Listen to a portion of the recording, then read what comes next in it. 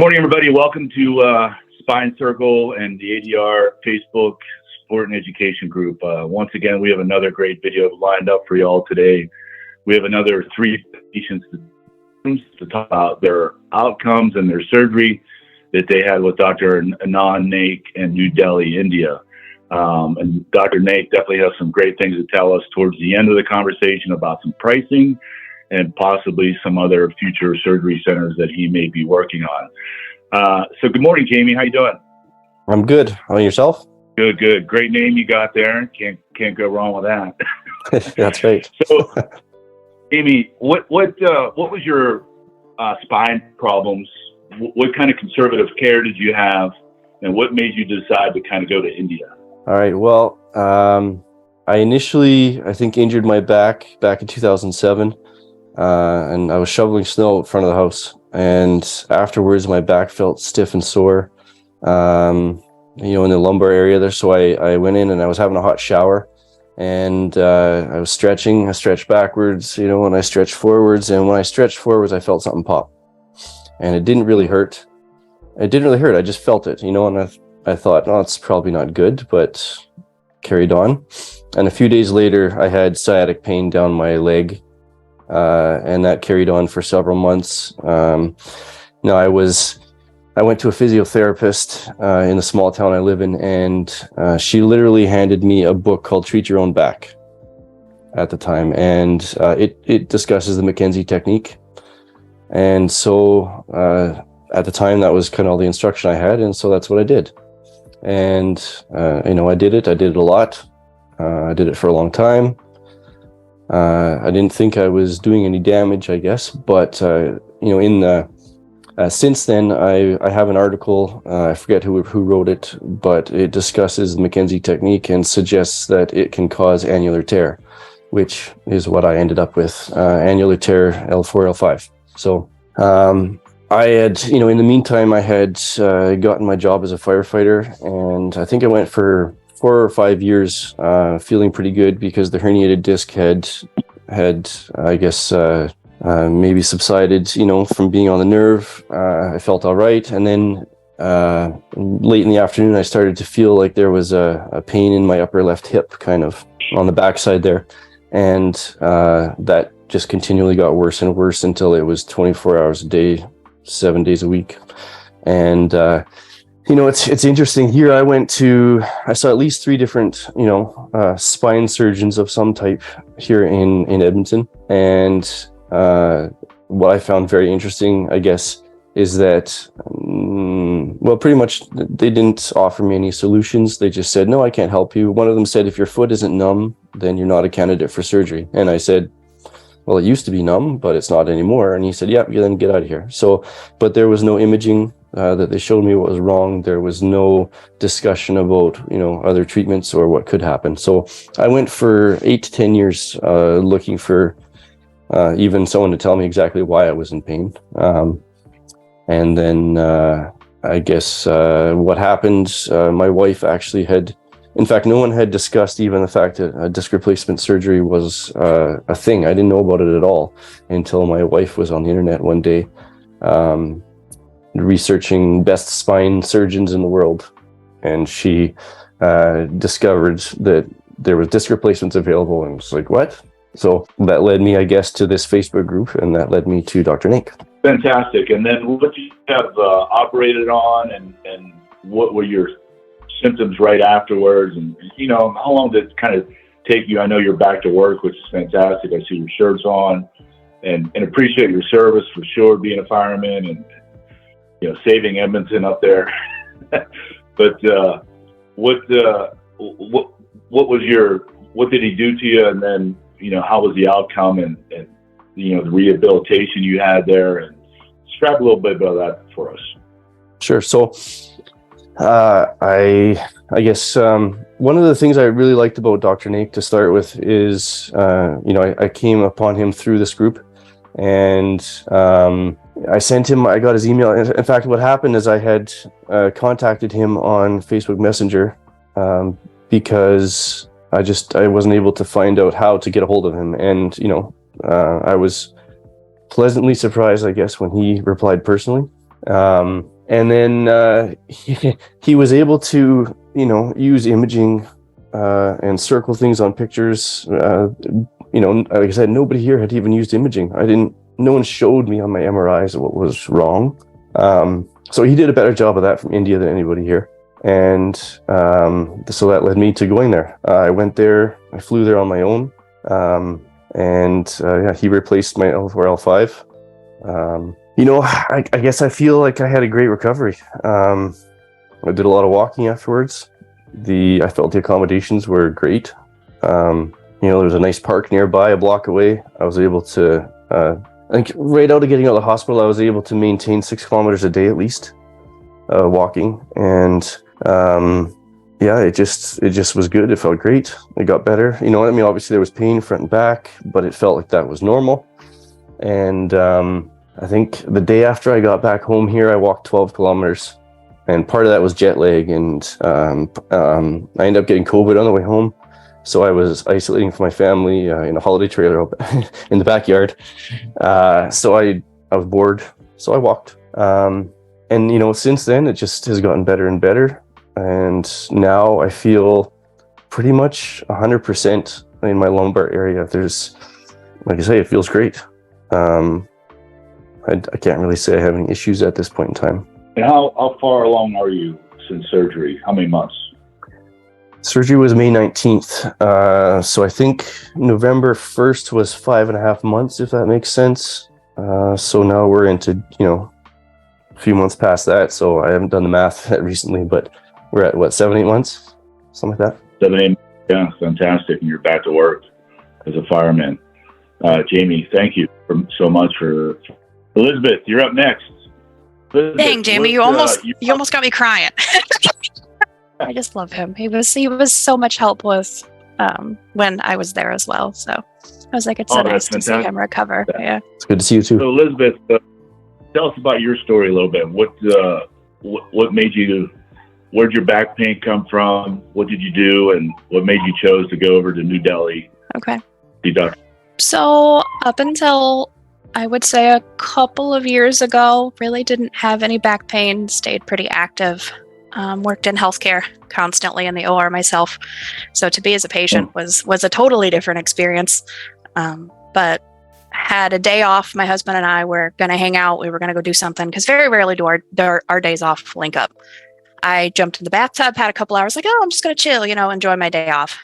Similar to what Jamie had said, that rubber band type sensation. I was like, something popped. That's not nice. And then all of a sudden, just ridiculous pain. Could not move, could not, like, yelling to the other side of the house, like, somebody help me, I'm stuck, this is bad type thing. And for about an hour, really didn't have a lot of sensation to be able to move myself.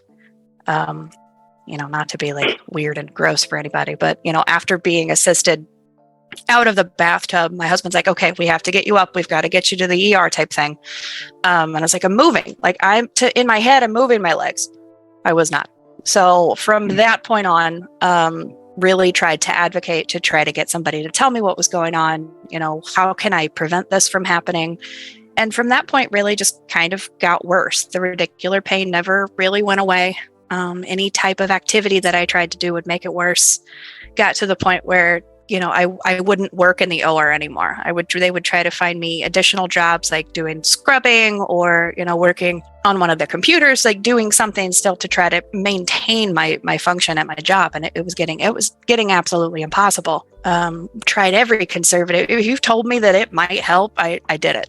I was to that point where, it was conservative treatments where it was topical creams. If you told me one of those would work, I would do it. Hinge unit, physical therapy constantly, would anything, absolutely anything. And it really got frustrating when you would go to a provider and no one would believe you, for one. And you'd have to have that constant fight with them on, like, hey, this is actually a problem for me. Like, I want to get it fixed. This isn't getting any better. Like, what can I do? It wasn't like I had a terrible conversation with a physical therapist telling me that if I wasn't losing my house, losing my job, losing my marriage, that I was okay. I didn't need anything. I just needed to come a couple days a week and, have them have me do McKenzie's in the corner, I'd be fine. I'm like, guys, this is making this worse. Like, I can't walk after I leave here. A girlfriend of ours is a chiropractor, so we tried decompression therapy. I tried Graston technique. I tried acupuncture. I tried anything I could get my hands on, and it just wasn't working. So it's like, okay, but now it's time to have the surgeon conversation, right? Went to multiple surgeons, sent my images pretty well everywhere, wasn't getting any traction at all. If I could find someone to have the conversation with me, it was fusion and fusion only. Like, this is just what this is. You're kind of out of luck, and I have weird vascular anatomy, so that kind of threw that in there. So most of them didn't want to touch me at all.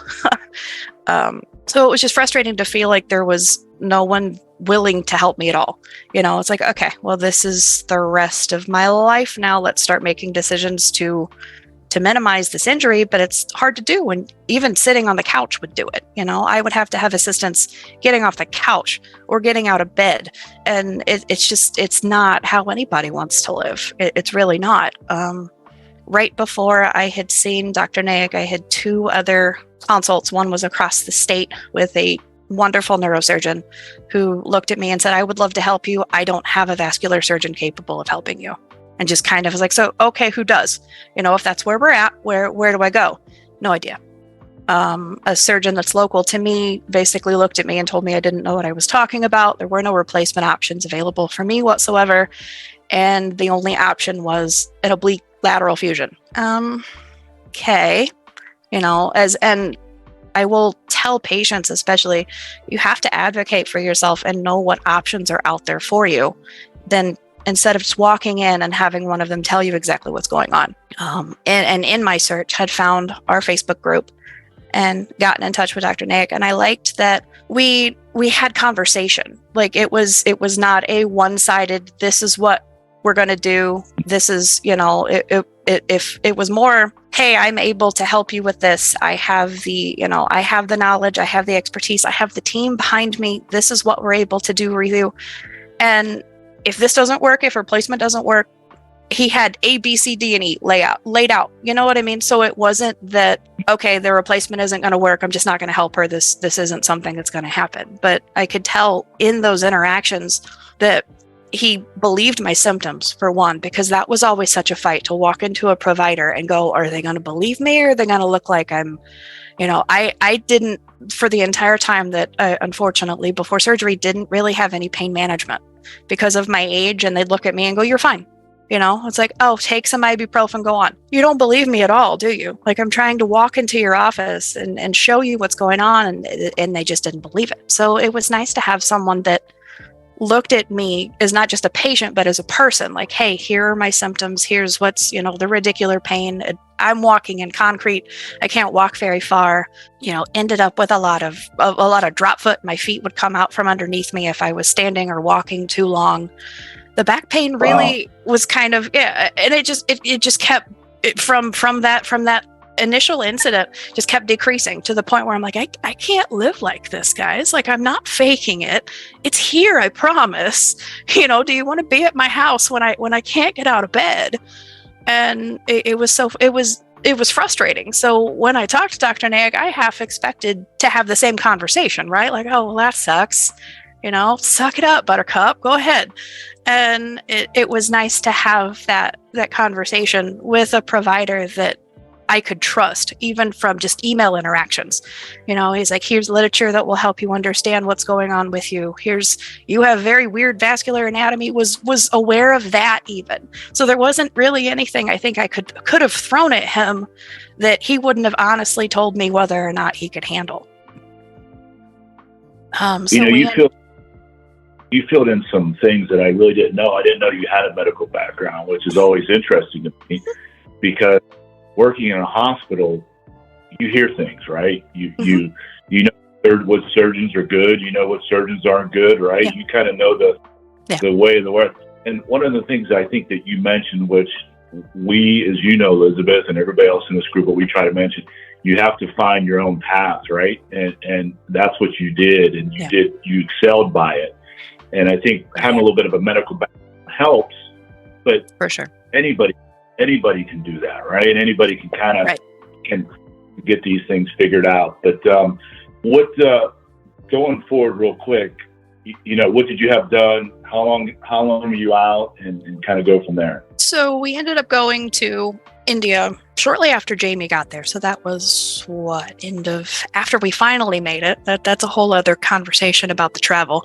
I will say, if you do travel internationally and can't afford it, business class will help you out in more ways than one. There's lounges, there's ability to get other flights. I think our running joke was the movie Terminal. That was us. We were stuck for a little bit. But again, instead of a normal surgeon that I'm used to going, oh, you can't make your appointment, that sucks. Here's another schedule 6 months. I'm stuck in London going, oh my God, we have to go home. Like, what are we doing? And Doc was like, you worry about yourself, worry about your family. You guys get here, we'll figure it out when you get there. And I'm like, sweetest person. Surgeons aren't that way. It's really not. I work for cardiothoracic surgeries, and they're not that way. It's so to find someone that was like that was just crazy to me. That he was like not concerned about the surgery schedule, not concerned about me putting anybody behind. It was patient first as a person, and my husband went with me, so it was both of us trying to travel and make our way over there. So we ended up going with LSP for an L4 L5 disc replacement.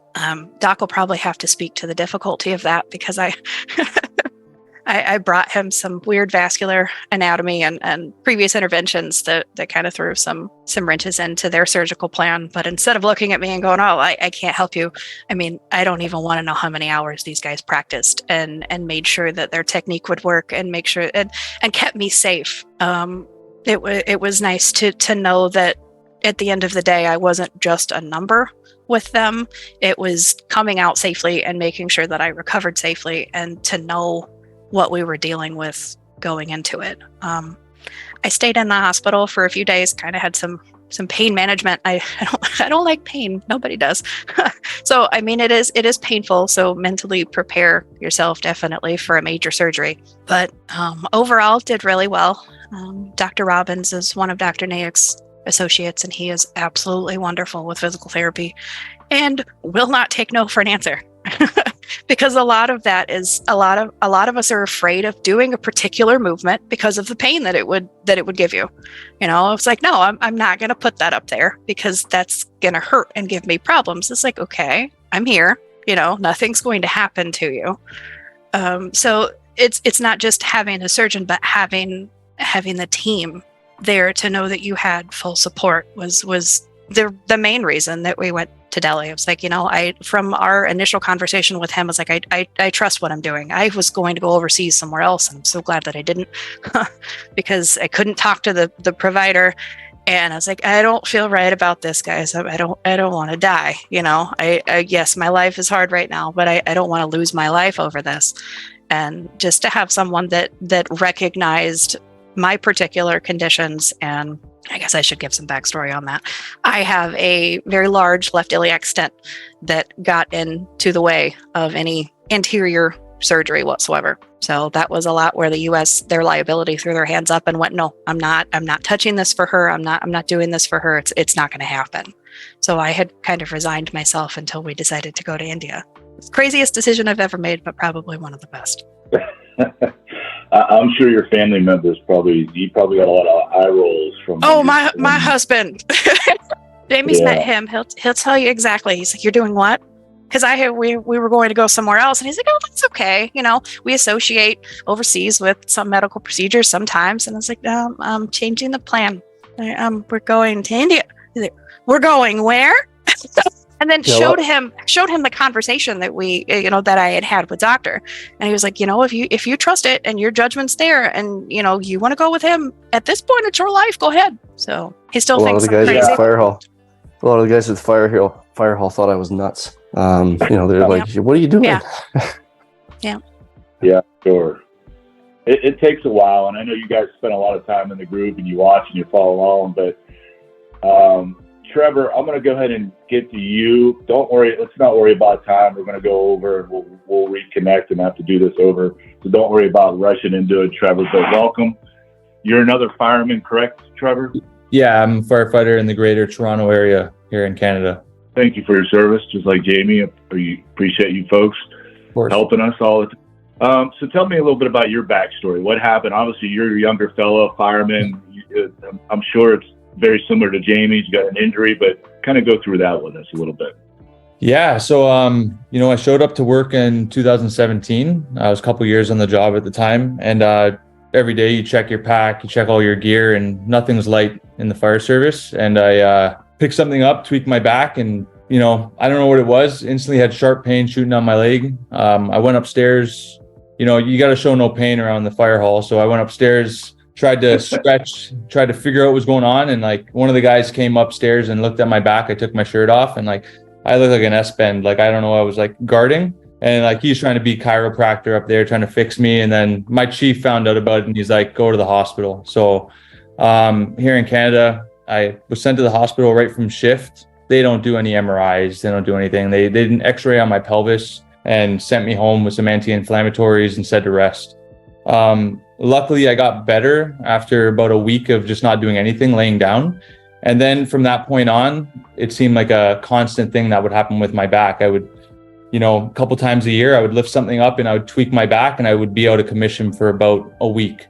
And, I just kind of got normal to it, right? Like, rest for a week and I'll be fine. But in about year and a half, 2 years ago, I was at a training course and it was a trench training course with work and I lifted up something very heavy. And again, like all these people here, like I heard a pop in my back and instant pain. And ever since then, it never got better. I tried the whole week rest thing and I had nerve pain down the right leg. And then eventually the nerve pain went to the left leg. So I had nerve pain in both legs. Couldn't bend, couldn't sit for long, couldn't lay down. Everything I did, I was in pain. And it started consuming my life to the point that I couldn't work. So I did all your conservative treatment, chiro, physio, acupuncture. I did decompression therapy where they pull you apart and you lay there in the bed. In Canada, it takes very long to get an MRI too. So we didn't even know what the issue was for a while. And finally, when I got in for an MRI, they're like, hey, you have 3 herniated discs in your back, L5-S1 all the way up to L3-L4. The L3-L4 they said was a bulge at the time. So again, long waiting lists. I eventually got in with a surgeon here that gave me his opinion and said that he'd do a microdiscectomy on my L5-S1, which kind of confused me because I knew I had 3 issues, but he only wanted to do the microdiscectomy on the one level. So, at that point, I didn't really research much. I was like, I trusted the healthcare system. And I did the microdiscectomy, the laminectomy on that area of my spine. And I was worse off. Like, I had an instability now in my back because they had to do the laminectomy. It re-herniated. I had pain now in both sides of my back and not just the right side. Nerve pain was still there. And since this was a workplace injury, they continued me on with doing decompression 3 times a week and physio 3 times a week, and with no relief. Nothing helped me at all. Like, I did injections, spinal injections, no relief, not even for a little bit. I just actually got to a point where I felt like there was no hope, as like a lot of people here in this chat, and I'm sure is on the group. But luckily, through research, and not trusting the healthcare system after my messed up laminectomy, I found the Facebook group and found out that there was other options across the world. It just seems like Canada is a little bit behind. By the way, I think we're going to run out of time here. Should we? Yeah. Yeah. Okay. Keep going. Well, let me just stop it now. Yeah. And then what I'll have to do is just, Trevor. So yeah, when I ended up finding the Facebook group, obviously I was very intrigued because every surgeon here in Canada was telling me that my only option was going to be a 3-level fusion. And they've guaranteed that with that fusion, I would never be able to do the job again, which I worked my whole life to get. And it's, it's in my heart. So that's not the answer you want to hear. So when I saw the group and I saw there was, a different option, I immediately took this to my surgeon here in Canada. The one that did my microdiscectomy, I couldn't get a hold of him. To this day, I still can't get a hold of him. If I call him, they won't return my phone calls. Just shows our healthcare system, right? But I eventually, the one that did my spinal injections, I sat down with him. He's a younger Toronto surgeon. And, he said he's heard of it. And he said that, we don't do this in Canada. And my heart sank.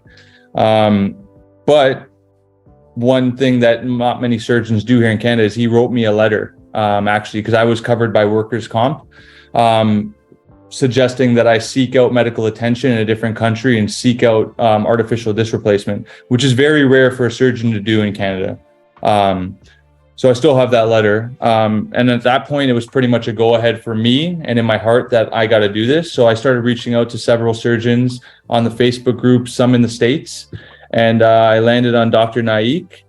And the reason was our communication. I felt he was a very skilled surgeon. I talked to a lot of his patients.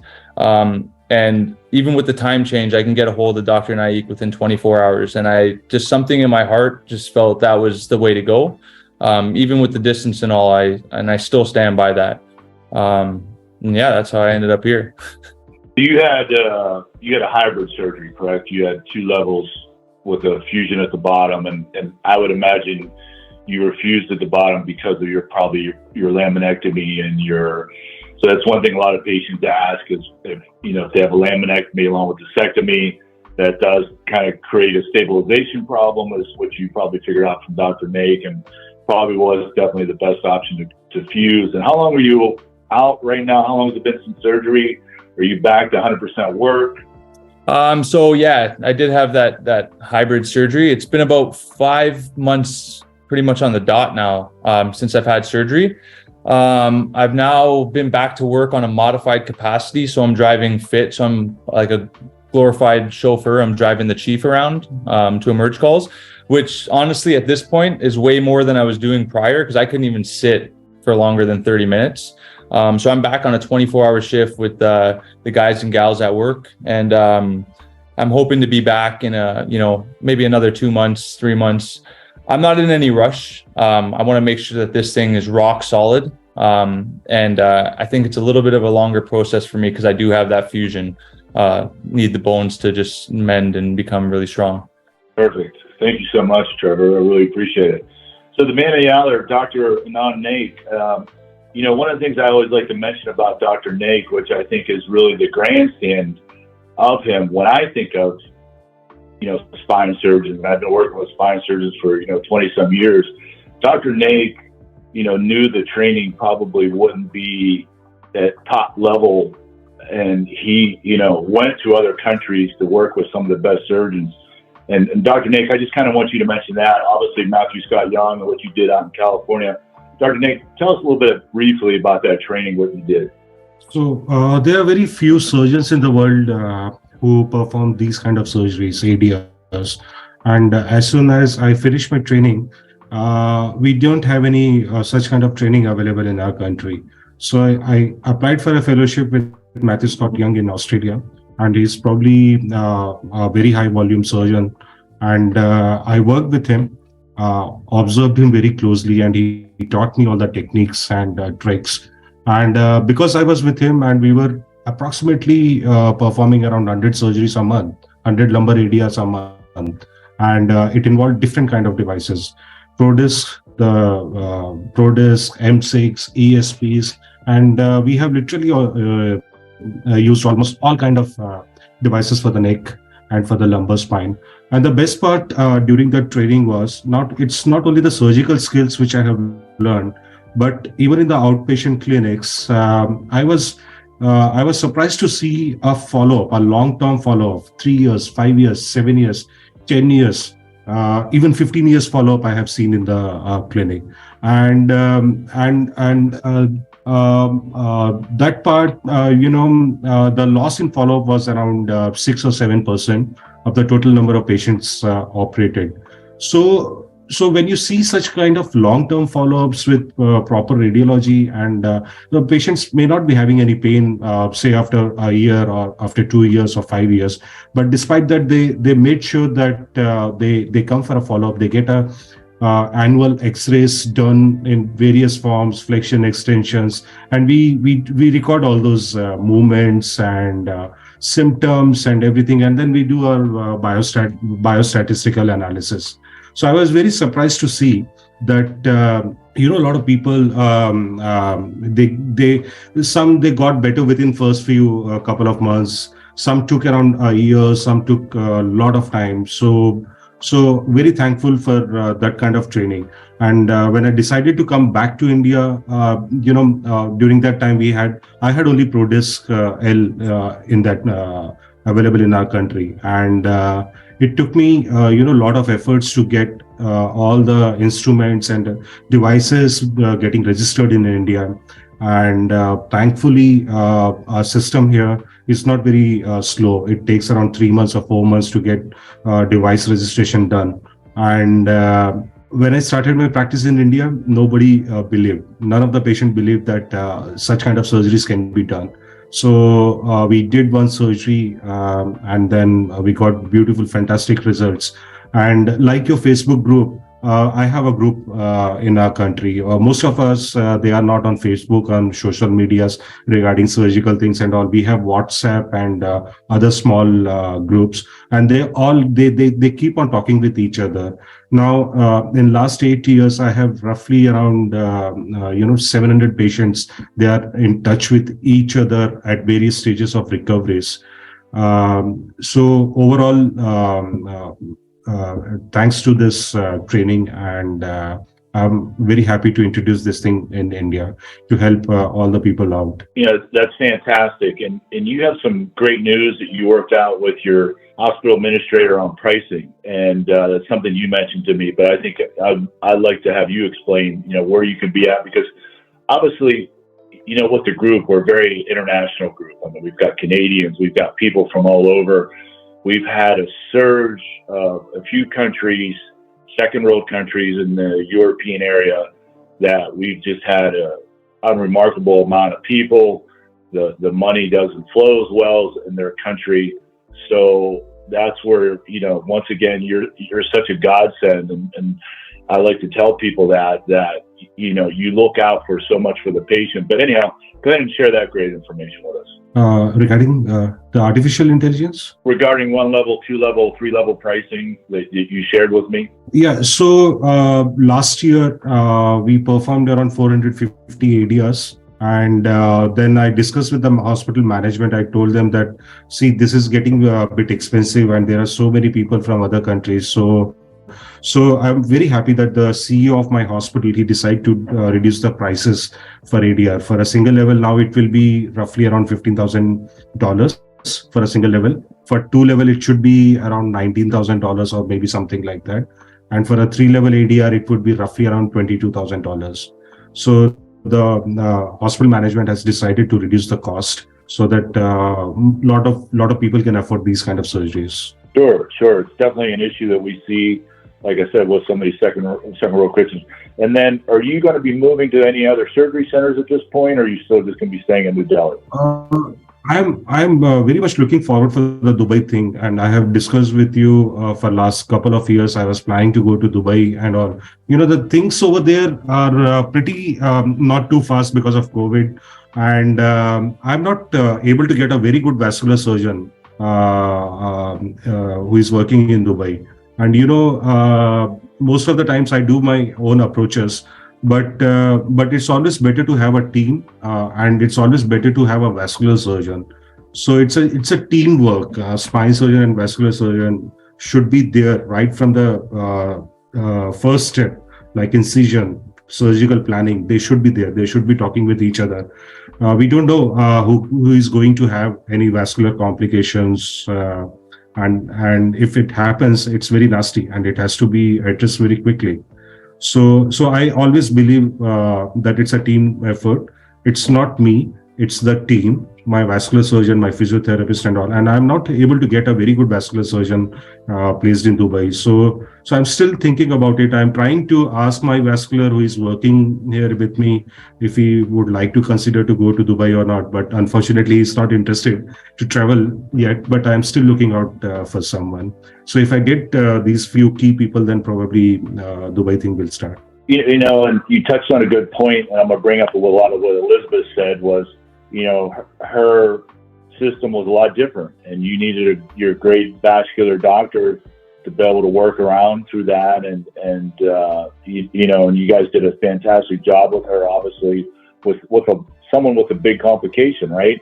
And you look at the United States and they turned her down, and here you guys were able to do the approach because you have such a great vascular surgeon, and you're taking those precautions to make sure that every patient is handled from A to Z perfectly correct. So I want to just thank everybody for doing this. Obviously, Amanda and I are Dr. Anand Naik. Do you want to share your email for that way people can reach out to you? So my email ID is v4anand@gmail.com. v4anant@gmail.com. Perfect. Once again, thank you, everybody. You guys have a great weekend. It's Friday. I'll try to do the same, and we'll all try to stay warm. Thank you all for everything. Nice seeing you, doctor. Yeah. Nice to see you all.